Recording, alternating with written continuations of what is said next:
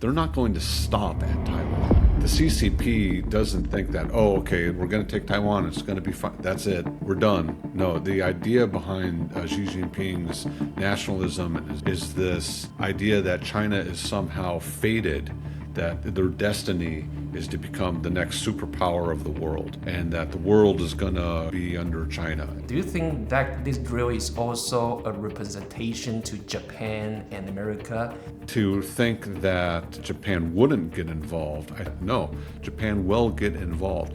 And Japan's Navy and Air Force is actually pretty strong. They have F-35s, they have stealth fighters. That's a serious threat. I'm a little concerned with some aspects in Taiwan regarding politics. From what I understand, it seems to be obviously political theater because they don't have enough votes to actually have the impeachment happen. I think it's important for the Taiwanese people to reach out to their politicians and say that, hey, we don't have the time to be playing these games. The threat from China is significant and it is real. You know, AI development needs Taiwan. So that's good news for Taiwan because Taiwan is already super valuable to the world and that's only going to increase. Okay, let's get started. Right. Uncle Topher, Happy New Year. Happy New Year, 2026. Actually today, now we're recording, it's January 1st, first day of the whole year. Welcome back to the show, Topher. Hey, thanks for having me. Recently, we just have, I would say, we all know what that is, the military drill, right? It's been, for me, I've been this kind of drill for my whole life since 90s. It's something we should talk about. It's something we should, notice. But I would say most of the Taiwanese people, like my family, my friends, we don't text that. We know it's just another drill. But I would say something is a little bit different. So in the beginning, I just want to ask you, what do you think about all this military? It's called Justice Mission 2025. It's a little bit cringe term, for me. Yeah, I have to say, not a very professional analysis on my part, but my personal opinion of the names of the Chinese drills this year, or last year in 2025, were not translated well to English. They're pretty cringe. The first one was called Straight Thunder. Yeah. And I know that they mean the Taiwan Strait, but when you just say straight. Like that in English, it means not gay. So like it sounds like a sex toy. What is that? So sometimes try to prove you're straight or what? yeah, Straight Thunder. Like, oh, yeah. Okay, that sounds a little naughty. And then the other one, Justice Mission, very, very cringe, yeah. Especially because there's no justice that's happening at all. This latest exercise is the same as every named military exercise that the PLA has done in the past few years, and that is a reaction to something else. Specifically, this one is a reaction to the $11 billion arms sale package that the U.S. announced to Taiwan. It was real significant with this one, and we can see in the marketing or the propaganda, I should say, that came out of the CCP, came out of China, that it was specifically designed against the weapon systems that the U.S. is selling to Taiwan here. We can talk more about that if you like. That package, 11 billion, because I was making a video about Anduril, the Pamalaki. I think you know that guy. So yeah. Very interesting guy. Great guy, super genius. He's kind of my guy, tech guy, and do this. What's the word, like video game stuff. That's all my childhood. So I pretty resonate with him. So let's get into the point. You said this drill, right, is somehow respond to this bill. What's so special to this bill right now? Yeah, so this latest arms sale is really designed to help modernize Taiwan's army. A lot of the other packages we've seen have been really great for Taiwan's Air Force, right, with the F-16s, and some with Taiwan's Navy with the Harpoon anti-ship missiles. But this one is almost entirely for the Army. I think it is entirely for the Army. There were some small aspects like some repair parts for an attack helicopter that Taiwan uses, which it's good. That's a good thing. But the real standout aspects of it are some artillery systems and a command and control system and some anti-tank weapons. The anti-tank weapons are TOW missiles and Javelin missiles. The Javelin missiles are man-held. So just a team of 2 guys can use this and they can take down a tank, like an amphibious assault tank. And the TOW missiles are really interesting. They can be used on a couple of different weapon platforms, helicopters, Humvees, and I've even seen Taiwan is developing like hidden box trucks. So it looks just like a normal truck, but the sides of it roll up and inside is a TOW launcher. So it's really good for the porcupine strategy. The idea that there are all these anti-tank weapon systems, these systems that can take down any amphibious landing vehicle spread out all throughout the island. Easy to hide. So since to me this package really hurt CCP and PLA a lot. That's why they have this big reaction. Well, the big reaction is because of the artillery pieces. The Paladin is an artillery piece, and it's good. It's modernizing Taiwan's artillery, really good for defending beaches. Very good CP.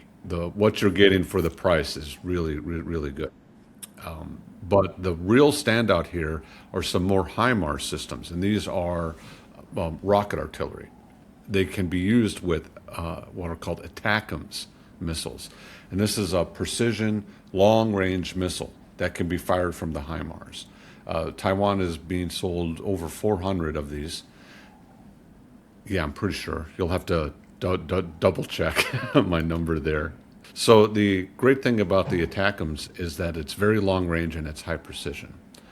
And the idea here is that this is a deterrent against any sort of anti-aircraft or even rocket artillery or missile launchers that China could use against Taiwan. So if they shoot a rocket at Taiwan, Taiwan's radar can get all that information and almost instantly calculate the origin of that rocket, where that rocket was fired from, and give what's called a firing solution, which tells the HIMARS and the ATACMS missiles, hey, there's a target right here, and they can fire that back.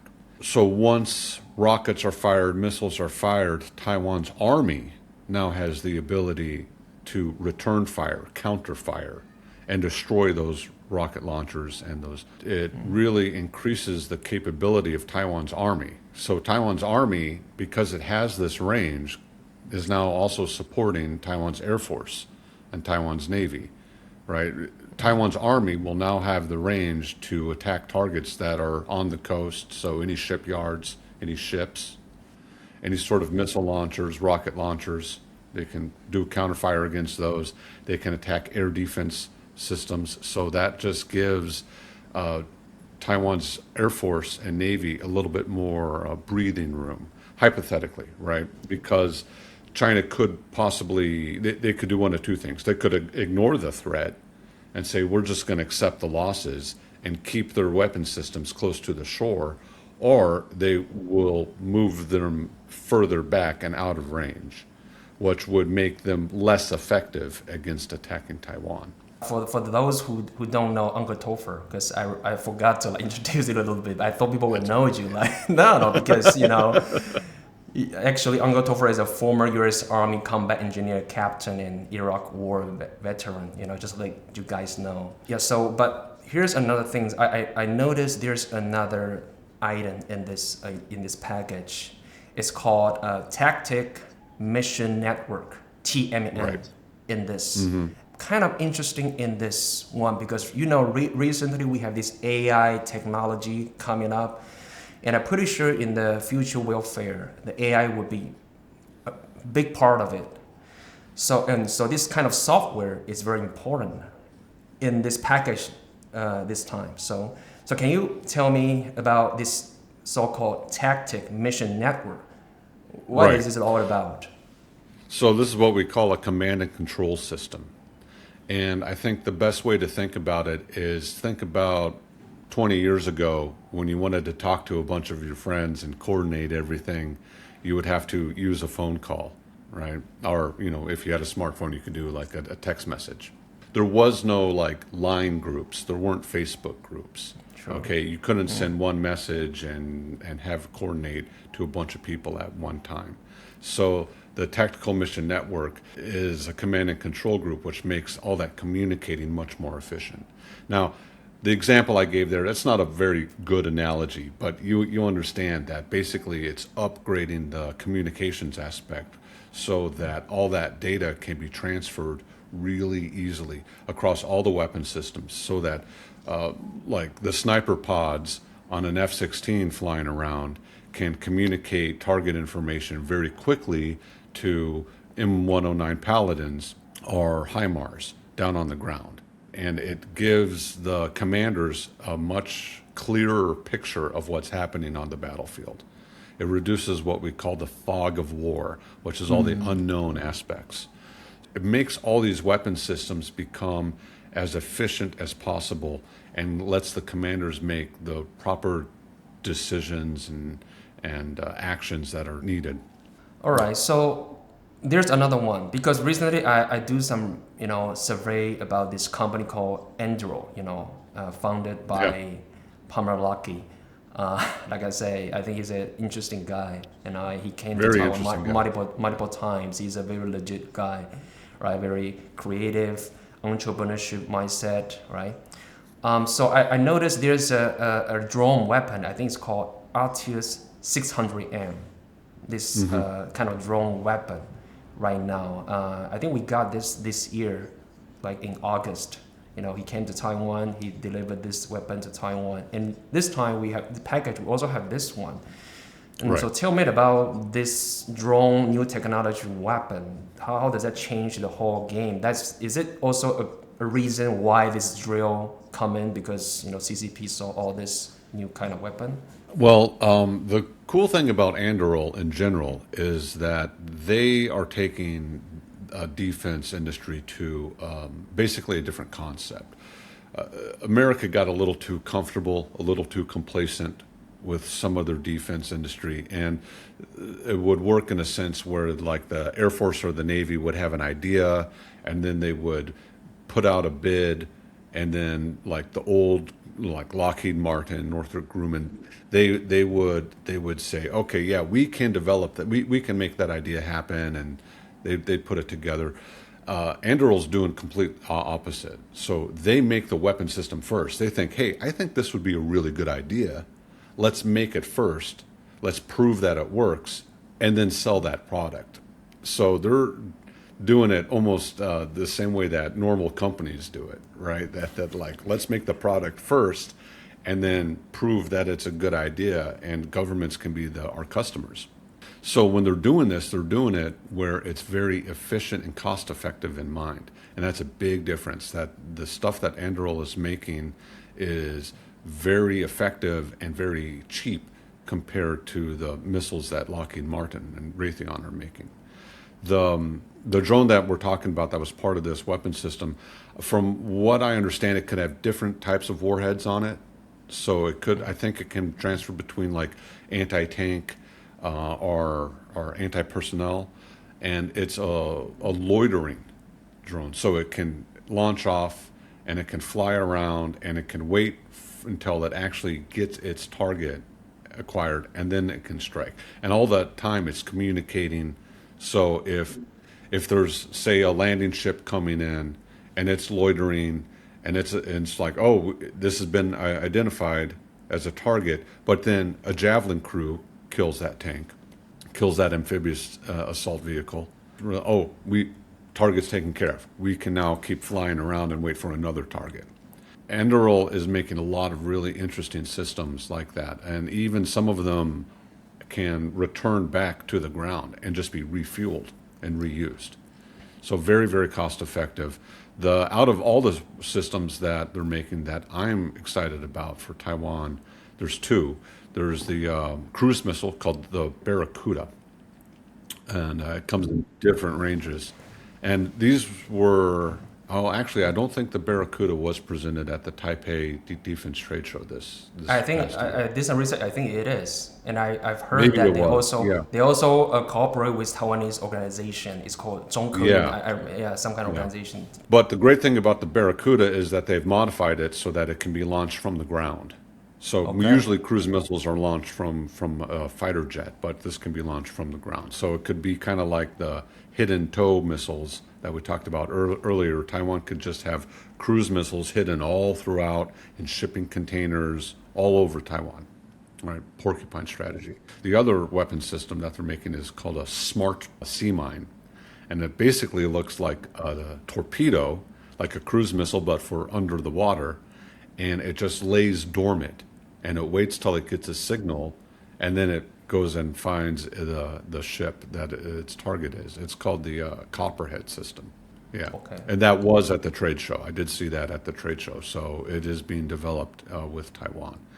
That's a really good idea. I mean, just think that Taiwan could have thousands and thousands of undersea missiles, basically, torpedoes, smart sea mines that are just laying there dormant, and they wait until they get the signal, and then they can launch up and strike. So it could really deter any sort of invasion attempts. So seems to me that United States finally wake up, really unleash the whole power and creativity, because the whole system, what do I want to say? Some people in the United States, part of the United States has. But I think that's good enough for us. Yeah. Just to expand on Anduril just a bit, they're making a lot of weapon systems, but beyond this, and making, like we were talking about, command and control systems. The founder of Anduril actually invented the Oculus Rift VR system. And so they've also developed augmented reality helmets and visors for U.S. soldiers. So you're going to start seeing Anduril as being a real game changer in the defense industry. Yeah, I'm excited I saw that one. IPO. I saw the helmet. Yeah, everybody's waiting for IPO. They're like superstar. I hope there's no bubble, but they are making very cool stuff and very creative, and it's super dope. And people think they are making this Skynet right now. The Terminator Skynet. A lot is AI. Maybe. Well, it turns out that there's a bunch of Skynets happening right now, right? Anduril also last year in 2025, they opened up an office in Taipei. And like we saw, their weapon systems were on the Taiwan side of the defense trade show. So that defense trade show had a section that was for foreign weapons and systems, and then the Taiwan side of Taiwan-made weapon systems. All the stuff from Anduril was on the Taiwan side. So it was kind of a soft announcement that, in my opinion, I think it was a bit of a soft announcement that these are systems that are going to be made in Taiwan, which is great. And the thing is, the founder, Palmer Luckey, right? This genius guy, actually, he's so dangerous that pissed CCP a lot. That right now he got a sanction, right? It's like he made a tweet. It's so fun. He said, "It somehow freeze my asset in China, which I don't have any of it," and they put it like a what's the word, like achievement or what, right? People say, now you get this sanction, good for you. Join the club, right? He's a very smart guy. So they're making a lot of really interesting things and really changing the game. Yeah. Yes. Yeah. For those who don't know this company, actually, I just made a video published, I guess, yesterday. Yeah. I make you can check my thumbnail with that guy, and you can have a understanding about who he is and what his company is all about. You can also check his website. He's making some crazy. We haven't even talked about like they have a jet, AI jet, right? Like it's called Fairy, I guess. It's so cool. I put it on my thumbnail because I think it's so cool. But I think we have fun about this right now. Let's get back to the drill, right? We're talking about serious topic today, right?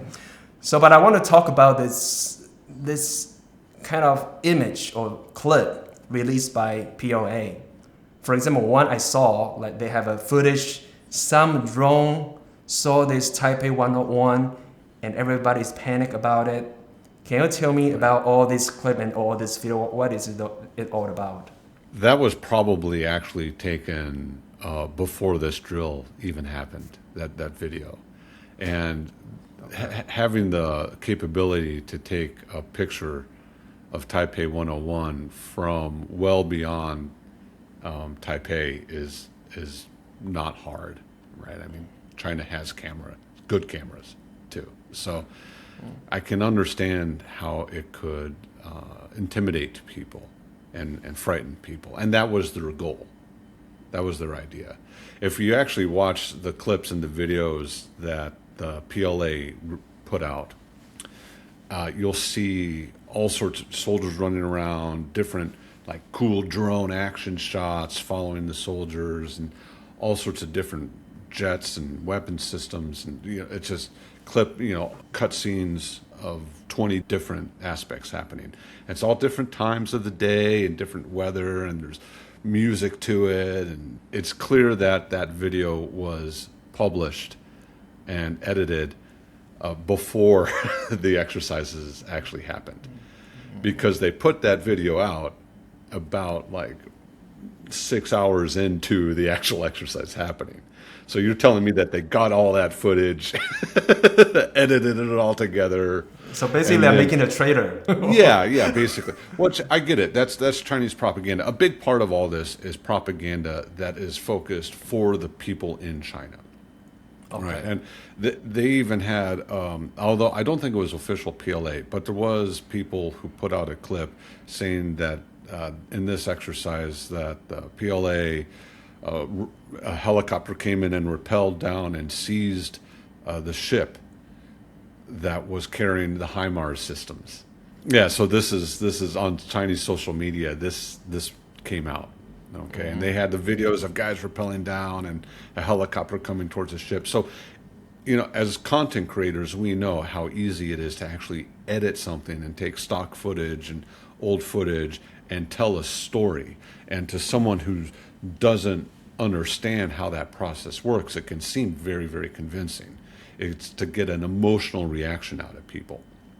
Now, of course, that didn't happen. They didn't helicopter down and seize any ships at all.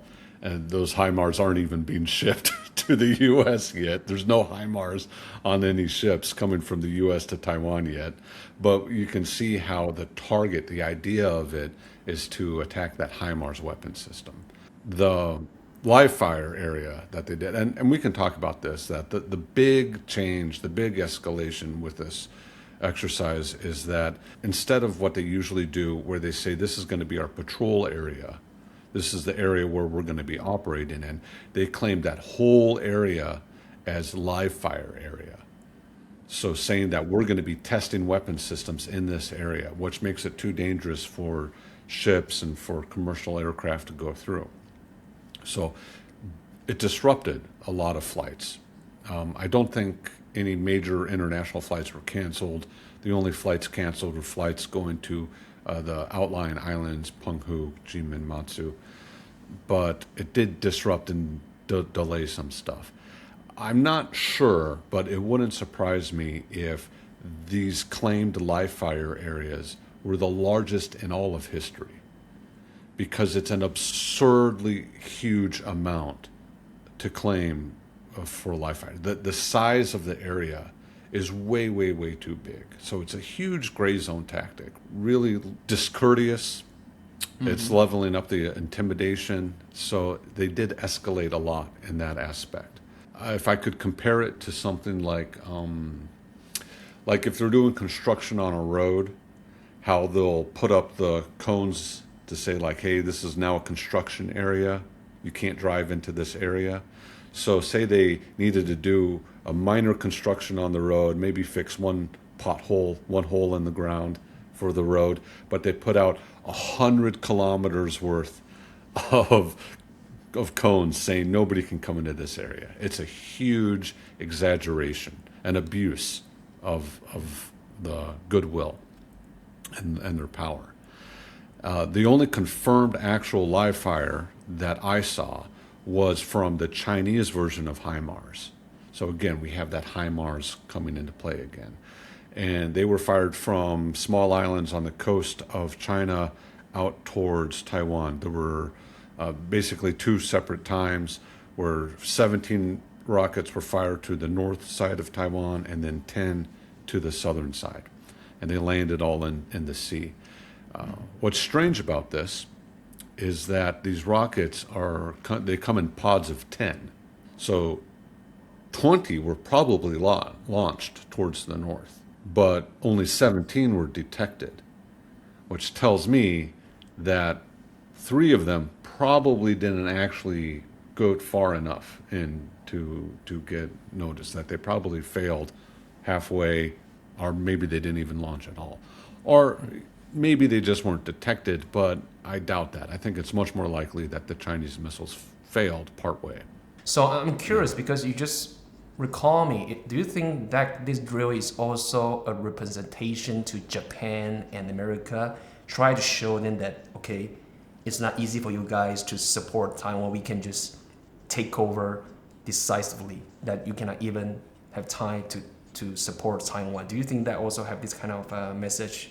Yeah, I think it's definitely a message out to Japan. It's a message to America. One thing that not a lot of people have talked about is how the American blockade of Venezuela has affected China, because Venezuela buys Chinese weapon systems and Venezuela ships oil to China. And the U.S. has, they've seized now, I think it's 3 oil tankers that were, their destination was China. So the current regime in Venezuela is an ally to China. But I think it's important to point out that these types of drills that are actually more training for Taiwan's armed forces, because Taiwan, they're able to ramp up and respond very quickly, and they don't know the timeline. So Taiwan's getting more training out of this than China is. And from the Chinese perspective, it's almost completely performative. There's not a lot of actual training that's happening in these drills. And also we need to, for me, I think I want to thank all the soldiers, all the generals, because of the drill. You guys have to go back to the military, I highly respect and thank for all these brothers and sisters. Even we know it's just intimidation, but you guys can have the vacation, you can have this, spend time with your family. Now you go back to the military, right? So I just really want to thank all these brothers and sisters for Taiwan. But speak of about America, right? I know Trump, say something about this, right? Can you tell me that what is the American reaction about this? I honestly, I was so busy yesterday making my video that I have not yet seen Trump's reaction. Let's look it up real fast. Or do you know what it is?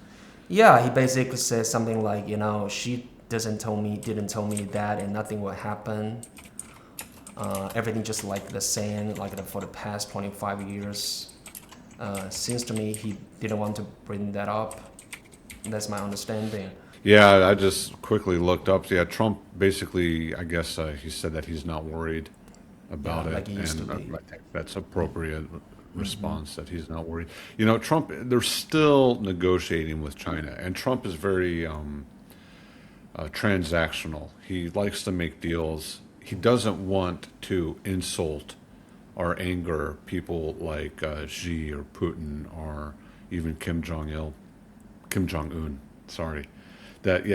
Trump doesn't want to insult people that he wants to make deals with. And he wants to make deals with Putin. He's in the process of trying to get a peace deal happening. As Trump wants to maintain peace and make better relations with China, so he's not going to go out of his way to insult Xi Jinping. And same with North Korea. It's only when Trump has decided that there's no value in talking with these people is when he starts to really insult them. I think it's pretty typical for him, and like he said, he's not worried. Or like he said, he's not worried. I wasn't all that worried either. I don't think there was really any cause to be concerned, because we know it's performative. We know it wasn't actually going to be an invasion. It's concerning for sure. It's it's something where Taiwan needs to remain vigilant. Yes, agree. Right. 100%. Yeah. But it's not, people were worried that, this is it. We're about to be invaded. China's not in a position where they're capable of doing that yet. They're trying to get there, but I'm skeptical if that will ever even happen. So let's talk about Japanese minister. I think it's called Sanae Takachi. In Chinese, we call it 高市早苗. It's difficult for us to speak in English. It's 高市早苗. Yeah, in English, it's called Sanae Takachi, right? Well, in Japanese, it's Sanae Takachi. Yeah, this prime minister basically. Right. So we all know she had this a statement about like Taiwan is a life or death crisis for Japan. Because I follow this American professor, I think his name is called John Misheimer, and recently he went to Japan to make a claim that he thinks that Japanese Prime Minister, that statement is brilliant, it's very smart, because his claim is as long as Japan and America will support, help Taiwan, China has no chance right now to invade Taiwan, also even in the near future. My bottom line on Taiwan is that as long as the United States and Japan come to the rescue of Taiwan, China cannot conquer Taiwan at this point in time or in the foreseeable future. So my question for you is, do you think this drill is also a response to Japan that they are so pissed off and because they know they have no chance right now after she made that claim? Yeah, I wouldn't say they have no chance, but they definitely have much less of a chance. After World War II, their constitution was developed, and in that constitution, their military is actually called the Self-Defense Force. So they can only get involved in a military conflict if it is defending Japan. So Prime Minister Takaichi's, her comments there are basically setting the legal foundation that, hey, if you start a war throughout the Taiwan Strait surrounding Taiwan, we'll view that as we need to take action for our own self-defense. And I agree with them on that. I think that's very clear that it would be constitute self-defense, because so much, almost all of Japan's imports and exports go through the Strait of Taiwan. And if China does try to invade Taiwan, and if, in a world where they're successful and they do take Taiwan, they're not going to stop at Taiwan, right? The CCP doesn't think that, okay, we're going to take Taiwan, it's going to be fine, that's it, we're done. No, the idea behind Xi Jinping's nationalism and his wolf warrior diplomacy is this idea that China is somehow fated, that their destiny is to become the next superpower of the world, and that the world is going to be under China, and it's going to be controlled by the CCP. So the idea for them is to take Taiwan as just the stepping stone, and then take the rest of the first island chain, Japan, the Philippines, and even onwards out to that. So to think that Japan wouldn't get involved, I think, let me back up there. So I think that it's very good that the new prime minister is strong. In my opinion, Japan's had kind of a problem with weak government for most of the 2020s, but now she's strong, and she's taken a stance that no, Japan will get involved, and Japan's Navy and Air Force is actually pretty strong, really strong. They have F-35s, they have stealth fighters. That's a serious threat. So, one last question. Okay, we have enough serious talk. I think it's a very great conversation. I want you to have your vacation, the holiday right now. It's January 1st. So the last question is, right now it's 2026, right? So right. We've been through all this for in 2025. Do you have any some kind of either advice or any vision for our Taiwanese people or for Taiwan? What is the 2026 will look like, and what should we prepare for that? Oh, wow, that's a great question. What will 2026 look like? Broadly speaking, I think that AI is going to become much more important for business and for government and defense. And Taiwan is part of the infrastructure for AI. So, AI development needs Taiwan. So that's good news for Taiwan, because Taiwan is already super valuable to the world, and that's only going to increase. So I think that's good. I'm a little concerned with some aspects in Taiwan regarding politics. And, as we know, there's the motion to try and impeach President Lai coming from the opposition parties. And from what I understand, it seems to be obviously political theater, because they don't have enough votes to actually have the impeachment happen. So I think it's important for the Taiwanese people to reach out to their politicians and say that, hey, we don't have the time to be playing these games, right? The threat from China is significant, and it is real, and we need to modernize our military. So, talk to your politicians. They work for you, okay? You don't work for the government. The government works for you. Make sure that they understand that. I'm excited to see what this year's Hangguang exercise is going to look like. Last year's was a huge improvement, so I hope that trend continues and that Taiwan's military becomes even better prepared. What about your personal and your YouTube channel? We're all about, because you also provide very good information. Well, I'm still pretty new to YouTube, and I'm kind of blundering my way through it. I've had an accidental success, and I need to think about it more as a business model, and what I can do as just one person, because I do all the filming, editing, writing, all that. It's just one man show here.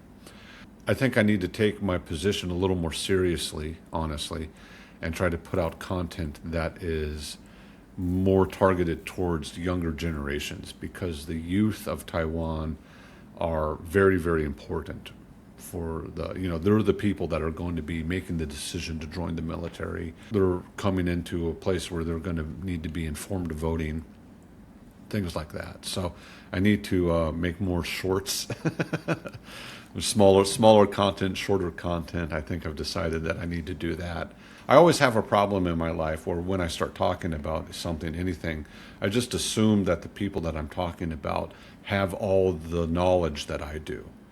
If they don't, a lot of my positions, my ideas can seem crazy or stupid, right?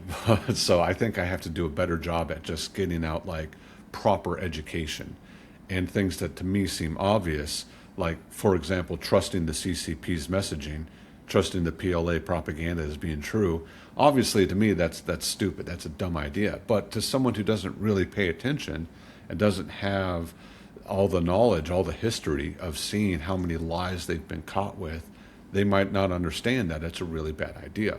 So I have to take the approach that my audience is fresh, is new. They've never paid attention to these topics before. So I try to reach a broader audience out there. And I think I need to extend out my platform to beyond just YouTube, to Facebook, Instagram, X. I think I've trapped myself into YouTube, and I don't want to confine myself just to one platform. So, thank you, Uncle Topher, for this show. Okay. Thank you. Thanks a lot for having me. I really enjoy our conversations. Talk for another hour about this stuff easily. Me too. So I'll see you guys next time.